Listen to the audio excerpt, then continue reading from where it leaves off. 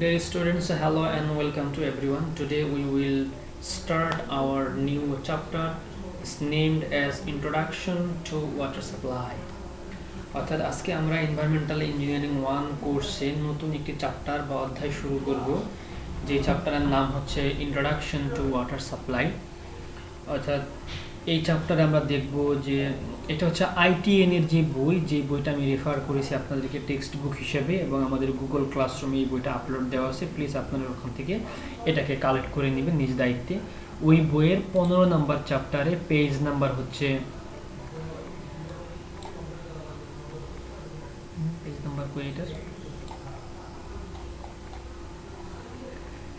Number হচ্ছে 295। তো 295 নম্বর পেজে গেলে আমরা দেখতে পারবো আমাদের নতুন একটা chapter 15, introduction to water supply. এই চ্যাপ্টারে আমরা দেখব যে ওয়াটার সাপ্লাইয়ের ইম্পর্টেন্স কি এবং এর হিস্ট্রিটা কি, কিভাবে ওয়াটার সাপ্লাই টেকনোলজি মানুষের মাঝে ওয়েল নোন বা ফেমাস হলো, এবং ওয়াটার সাপ্লাই এর অবজেক্টিভস কি এবং এই এলিমেন্ট কি, এবং এটা কীভাবে প্ল্যানিং এবং ডিজাইন কনসিডারেশনটা কি, সেইটা আমরা দেখব এই চ্যাপ্টারে। তো প্রথমে আমরা আসি যে ইম্পর্টেন্স অফ ওয়াটার সাপ্লাই। এই কোশ্চেনটা বেশি ইম্পর্টেন্ট, এখানে যতটুকু দাগ দেওয়া আছে জাস্ট এইটুকু হবে এই কোশ্চেনের অ্যান্সার। তো এখানে বলা আছে water is absolutely essential for man, animals and plants. অর্থাৎ ওয়াটার মানুষ, পশু পাখি, প্রাণী, ইভেন এমনকি উদ্ভিদ বা গাছপালার জন্য, সব ধরনের গাছপালার জন্য পানি দরকার।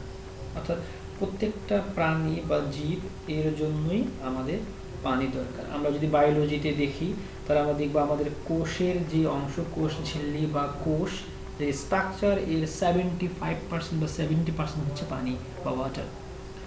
So without water life on earth wouldn't exist. পানি ছাড়া পৃথিবীতে জীবনের অস্তিত্ব বা কল্পনা করা যায় না।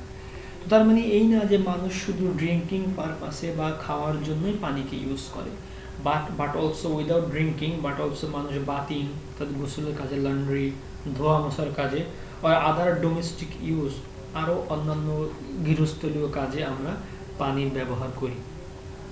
So it is very difficult to imagine a life without water. যেরকম নাকি জীবনকে ওয়াটার ছাড়া কল্পনা করা যায় না, ঠিক ওই রকমভাবেই ওয়াটারটাকেও হতে হবে ক্লিন, এনভায়রনমেন্টালি এবং স্যানিটারি, ওয়াটারটা সেভ হতে হবে। So it is difficult to imagine any clean and sanitary environment without water. যেরকম নাকি কোনো ক্লিন এবং স্বাস্থ্যকর এনভায়রনমেন্টকে ওয়াটার ছাড়া কল্পনা করা যায় না, ঠিক ওয়াটার সাপ্লাইটাও হতে হবে আমার সেফ, অ্যাডিকুয়েট এবং easily accessible to the consumer.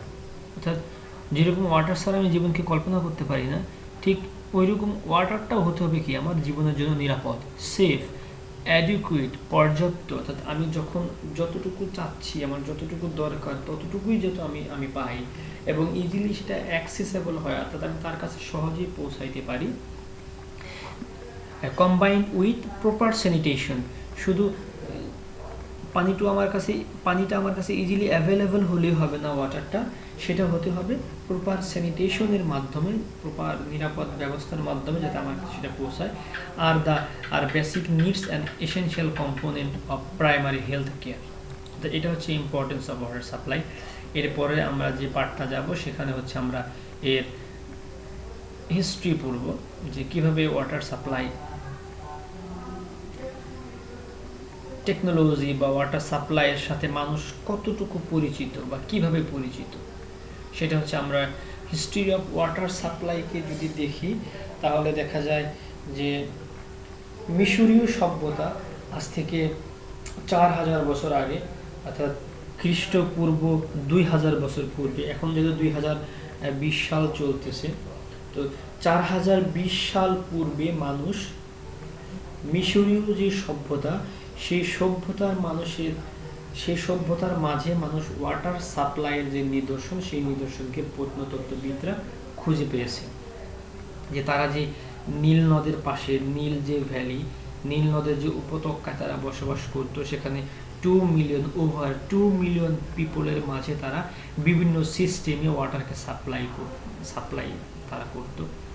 সেটা হচ্ছে কখনো কখনো তারা বিভিন্ন জায়গায় জায়গায় বড় বড় লার্জ ট্যাঙ্ক এক্সকাভেট করে রাখতো, বড় বড় কুয়ো বা বড় বড় পুকুর বা ডিপ্রেশন, পুকুর টাইপের বড় বড় এরিয়াকে তারা খনন করে সেখানে ওয়াটারকে ধরে রাখতো, এবং বিভিন্ন মাটির তৈরি বা পাথরের তৈরি, পাথর কেটে কেটে তারা ছোট ছোট নালা তৈরি করতো, নলের মতো বা কন্ডুইটের মতো এক্সকাভেট করে তৈরি করতো, এবং ওগুলা দিয়ে তারা ওইখানে ওয়াটারকে সাপ্লাই করতো। Specially notable are the structure of water supply, drainage, sewerage and swimming pool of Mohenjodaro, Roman and Greek civilisation. অর্থাৎ এগুলো হচ্ছে সভ্যতা, মহেঞ্জোদারো একটা সভ্যতা, রোমান সভ্যতা এবং গ্রিক সভ্যতা। এই সমস্ত সভ্যতার ভিতরে মানুষ নিদর্শন পেয়েছে যেখানে ওয়াটার সাপ্লাই টেকনোলজি ছিল। সো এটা এই না যে ওয়াটার সাপ্লাই টেকনোলজি হচ্ছে সিভিল ইঞ্জিনিয়াররা নতুন আবিষ্কার করেছে, অর্থাৎ সিভিল ইঞ্জিনিয়ারিং যে কনসেপ্ট এটা মানুষের মাঝে অনেক আগে থেকেই ছিল, বিশেষ করে স্পেশালি মিশরীয় বা ইজিপশিয়ান সিভিলাইজেশন, ইজিপশিয়ান সভ্যতা বা মিশরীয় সভ্যতার ভিতরে এটার নিদর্শন পাওয়া যায়। তাছাড়া জেরুজালেমের ভিতরে, জেরুজালেম অর্থাৎ ভেরি ওল্ড এজে জেরুজালেমের ওখানেও কিং অফ যোধা 600 থেকে 900 খ্রিস্টপূর্বে, অর্থাৎ আজ থেকে 2600 বা 2900 বছর পূর্বেও মানুষের মাঝে ওয়াটার সাপ্লাই টেকনোলজির ধারণা ছিল। সেটা কিভাবে?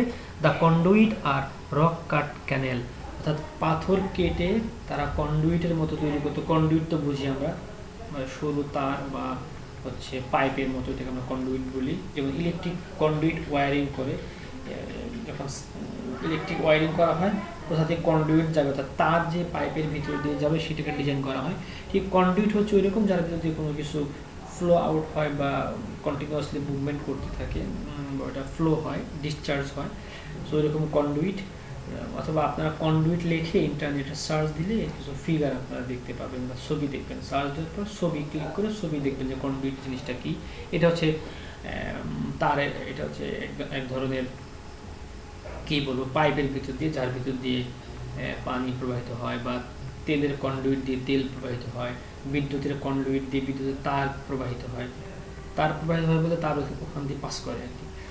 তো আগের জামানায় তো এরকম সুন্দর সিস্টেম ছিল না, প্লাস্টিক দিয়ে বানাবে, তারা হচ্ছে মাটির তৈরি করতো, অথবা যে বাঁশ আছে বাঁশকে কেটে বাঁশের ভিতর দিয়ে ওয়াটার পাস করে। তারপর বাঁশকে কেটে 2 ভাগ করে এরপরে ওইটা বাঁশ তৈরি সার্কুলার টাইপের, মাঝখান থেকে কাটার পরে ওইটা মাঝের যে বিভিন্ন ফালি ফালি অংশ যেখানে বাধা থাকে সেগুলোকে কেটে সুন্দর করে পরিষ্কার করে ওখানে মানুষ ওয়াটার সাপ্লাই করতো। তাছাড়া কন্ডুইট হচ্ছে পাথর কেটে কেটে মানুষ নালা তৈরি করতো, ওই নালার ভিতর দিয়ে ওয়াটার তারা পাস করতো বা ওয়াটারকে সাপ্লাই করতো। তো এরকম অ্যানসাইন্ট সভ্যতা বা আমরা হচ্ছে পুরাতন রোমীয় সভ্যতা বা গ্রিক সভ্যতা সমস্ত জায়গায় আগে থেকেই ওয়াটার সাপ্লাই টেকনোলজি ছিল। বিশেষ করে ইজিপশিয়ান, ব্যাবিলিয়ন এবং সিরিয়ার যে সমস্ত সমতল ভূমি সেখানেও ওয়াটার সাপ্লাই টেকনোলজির নিদর্শন মানুষ পেয়ে থাকে আর কি।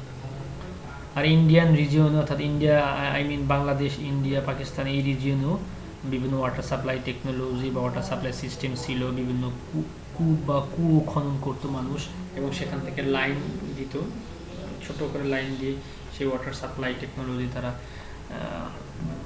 ওয়াটারকে সাপ্লাই করতে টেকনোলজি ইউজ করে।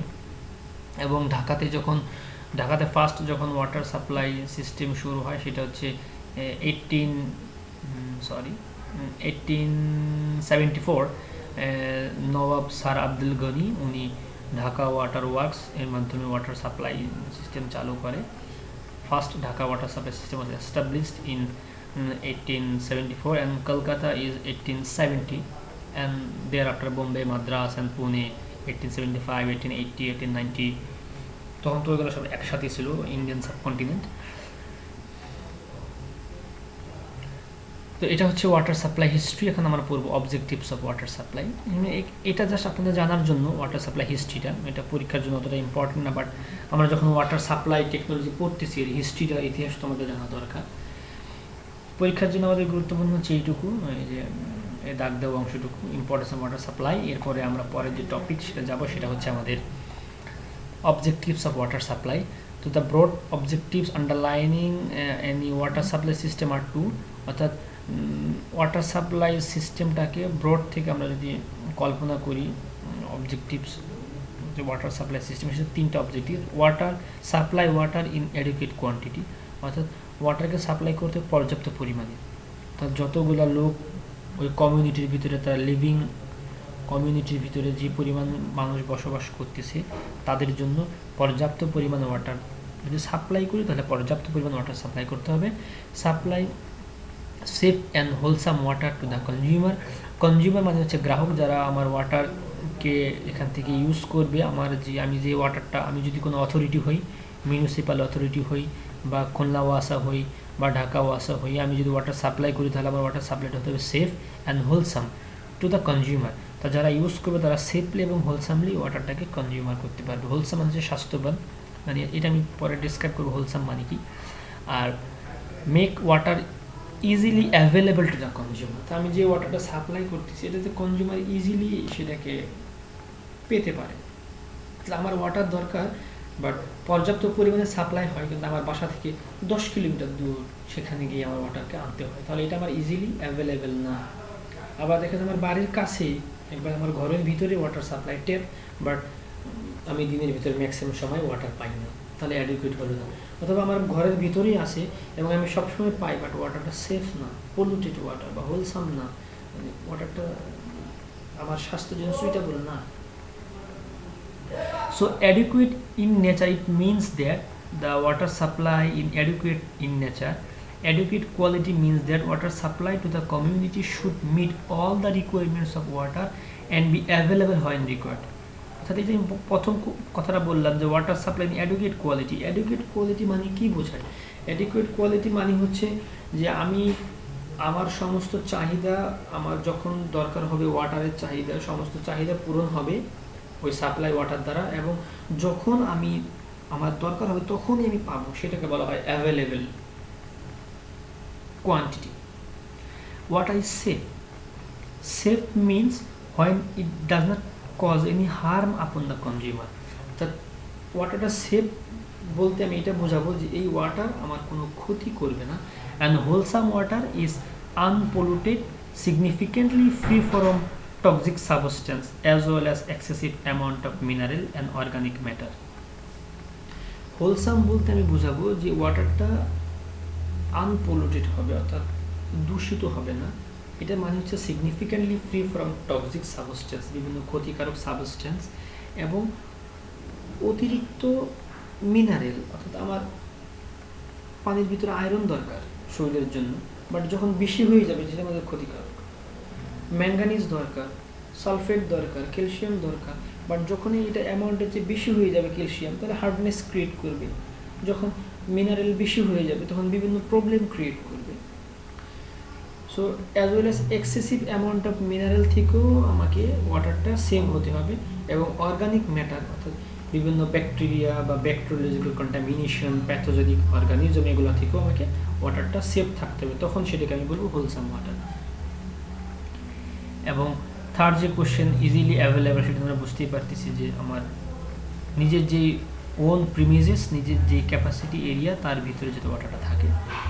তাহলে যদি শুধু কোশ্চেনটা এভাবে আসে অবজেক্টিভস অফ ওয়াটার সাপ্লাই, তাহলে এইটা লিখলেই হবে। আর যদি বলি যে what do you mean by safe and wholesome water, তাহলে এই ওয়াটার ইজ সেফ থেকে শুরু করে এই পর্যন্ত, হোলসাম ওয়াটার ইন সেফ, এখান থেকে শুরু করে আমরা ওয়াটার হোলসাম, এখান থেকে এই ইম্পার্ট ইটস কোয়ালিটি এই পর্যন্ত লিখলেই হবে। আর যদি বলি what do mean by water supply in adequate quality, তখন এই 2 থেকে শুরু করে এই হোয়েন রিকোয়ার্ড পর্যন্ত লিখলে হবে। এখন আমরা দেখব এলিমেন্ট অফ ওয়াটার সাপ্লাই, অর্থাৎ আমি ওয়াটার সাপ্লাইয়ের কিছু এলিমেন্ট আছে যে কোন কোন জিনিসের উপর বেস করে আমার ওয়াটার সাপ্লাই হবে, বা ওয়াটার সাপ্লাই যদি আমি করতে যাই তাহলে কোন কোন বিষয়ের উপরে আমাকে খেয়াল রাখতে হবে, কোন কোন এলিমেন্টসগুলো আমার অবশ্যই দরকার হবে ওয়াটার সাপ্লাই সিস্টেমকে এস্টাবলিশ করার জন্য। সেটা হচ্ছে আমার সোর্স অফ সাপ্লাই, অর্থাৎ আমি যদি কোনো এলাকায় বা কোথাও ওয়াটার সাপ্লাই টোটাল সিস্টেমকে চালু করতে যাই বা এস্টাবলিশ করতে চাই, তাহলে অবশ্যই আমাকে সোর্স অফ সাপ্লাইকে সিলেক্ট করতে হবে।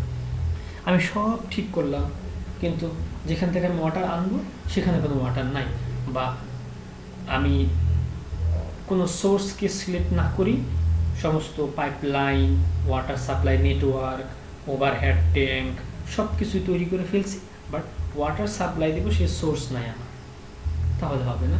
তাহলে আমাকে অবশ্যই সোর্সকে আগে সিলেক্ট করতে হবে। এরপর হচ্ছে কালেকশন সিস্টেম, তো ওই যে সোর্স আছে সেই সোর্স থেকে আমি কিভাবে ওয়াটারকে কালেক্ট করে আনবো সেই সিস্টেমটা আমাকে বিল্ড আপ করতে হবে। এরপরে হচ্ছে যে ওই ওয়াটারকে টেস্ট করতে হবে, যদি ওয়াটারের ভিতরে কোনো ইমপিউরিটিস থাকে, ওয়াটার যদি পলিউটেড হয় তাহলে সেই ওয়াটারকে আমাকে ট্রিটমেন্ট করতে হবে। এরপরে এই ট্রিটেড ওয়াটার বা ট্রিটমেন্ট করার পর ওয়াটারটাকে ডিস্ট্রিবিউট করতে হবে। এটা ইজ ভেরি ইম্পর্টেন্ট কোশ্চেন, যে describe the element of water supply system with figure, তখন আমাকে element of water supply system, তখন আমাকে এই অংশটা লিখতে হবে এবং ডায়াগ্রাম রাখতে হবে। এটা হচ্ছে সোর্স, এটা মনে হয় একটা রিভার, এই রিভারটা হচ্ছে আমার ওয়াটার যে সাপ্লাই দেবো তার মেইন সোর্স। এরপর সেই ইনটেক এবং পাম্প, অর্থাৎ এখান থেকে আমাকে এই দুইটা মিলে একসাথে হচ্ছে কালেকশন সিস্টেম। ইনটেক থেকে আমি ওয়াটারকে পাম্পের মাধ্যমে কালেকশন করব, তারপর এটাকে আমি ট্রিটমেন্ট করবো, এরপর আমি এটাকে সাপ্লাই ডিস্ট্রিবিউশন করব। এখন সেই সোর্স বিভিন্ন ধরনের হতে পারে। সোর্স হচ্ছে আমার রিভার হতে পারে, কোনো বড় হ্রদ হতে পারে, ক্যানেল হতে পারে, তারপর হচ্ছে গ্রাউন্ড ওয়াটার হতে পারে, যে কোনো সিস্টেম হতে পারে। আর ট্রিটমেন্ট প্রসিডিউর তো আমরা পড়েছি, আমরা ডিস্ট্রিবিউশন সামনে আমরা ইনশাল্লাহ দেখব। তো collection system, treatment, distribution system এগুলো ইন ডিটেলসে আমরা পরবর্তীতে দেখব। এখানে হচ্ছে আমাদের প্ল্যানিং অ্যান্ড ডিজাইন কনসিডারেশন। আমি যে ওয়াটার সাপ্লাই সিস্টেমকে এস্টাবলিশ করব, এলিমেন্ট তো আমার ডিসাইড হয়ে গেল, 4টা এলিমেন্টকে ডিসাইড করার পরে একে যখন আমি প্ল্যানিং এবং ডিজাইন করব তখন কোন কোন ব্যাপারগুলো আমার কনসিডারেশনে রাখতে হবে সেটা এখানে বেশ বড় সড়ো ডেসক্রিপশন দেওয়া আছে, আমরা অল্প বিস্তর দেখব। সেটা হচ্ছে the general consideration of planning and design of low cost water supply scheme in developing countries include the quality of the water supply should not deteriorate below certain acceptable limit। অর্থাৎ আমি যেই ওয়াটারটাকে আমি সাপ্লাই ওয়াটার হিসেবে use করব বা যেই ওয়াটারটাকে আমি supply দিব কনজিউমারের কাছে, সেটা অবশ্যই কোনো মতেই আমার ওয়াটার কোয়ালিটির যে স্ট্যান্ডার্ড আছে সেটা হতে পারে আমাদের বাংলাদেশ স্ট্যান্ডার্ড, অর্থাৎ ECR এনভায়রনমেন্টাল কনজারভেশন রুলস, আমাদের বাংলাদেশ স্ট্যান্ডার্ড আছে, সেই স্ট্যান্ডার্ড অথবা WHO যে গাইডলাইন, এর যে কোনো একটা হতে পারে আমার বাংলাদেশের স্ট্যান্ডার্ড অথবা WHO ওয়ার্ল্ড হেলথ অর্গানাইজেশন এদের যে গাইডলাইন, এর নিচে হওয়া যাবে না, অর্থাৎ ওইটাকে স্যাটিসফাই করতে হবে। সে যা বলছে সেটাকে ভায়োলেট করা যাবে না, ডেটোরিয়েট করা যাবে না, নষ্ট করা যাবে না। 2 নম্বর হচ্ছে water in educate quality should be provided in all time, অর্থাৎ এটা আমরা আগে বলেছি যে পর্যাপ্ত পরিমাণে ওয়াটার অল টাইম সাপ্লাই করতে হবে। 3 নম্বর হচ্ছে in the selection of swords traditional sources should be given a consideration for development water supply system, অর্থাৎ আমাকে যে সোর্সগুলো আমি সিলেক্ট করব, ট্র্যাডিশনাল সোর্সকে আমি সিলেক্ট করব for development of water supply system, অর্থাৎ ওয়াটার সাপ্লাই সিস্টেম করার জন্য আমি এমন একটা সোর্স সিলেক্ট করলাম যেটা আমার সাপ্লাইয়ের সাথে রিলেভেন্ট না, মিলল না, ওইরকম করা যাবে না। ট্র্যাডিশনাল সোর্সকে আমার সিলেক্ট করতে হবে ওয়াটার সাপ্লাই সিস্টেমের সাথে।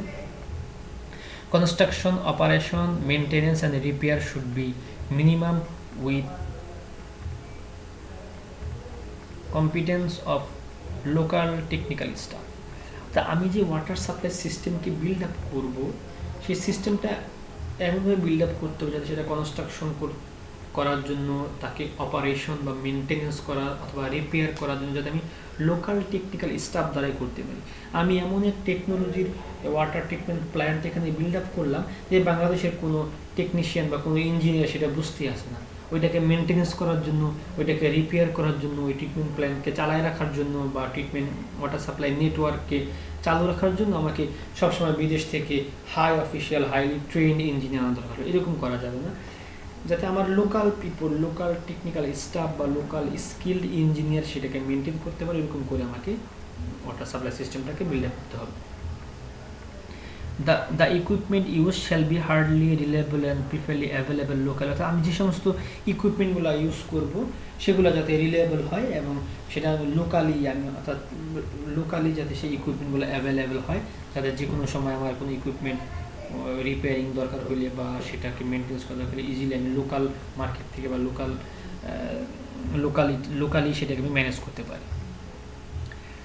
Construction and operation cost should be minimum, অর্থাৎ কনস্ট্রাকশন এবং অপারেশনের যে খরচ সেটা যাতে মিনিমাম হয় সেটা আমাকে এনশিওর করতে হবে, এবং মেনটেনেন্স যাতে সেটা মিনিমাম হয়, এবং imported material should be avoided, অর্থাৎ এমন কোনো ম্যাটেরিয়াল আমি সিলেক্ট করবো না যেটা আমাকে বিদেশ থেকে ইম্পোর্ট করে আনতে হবে, তাহলে সেটা খরচ বেড়ে যাবে আমার এবং আনতেও ঝামেলা হবে।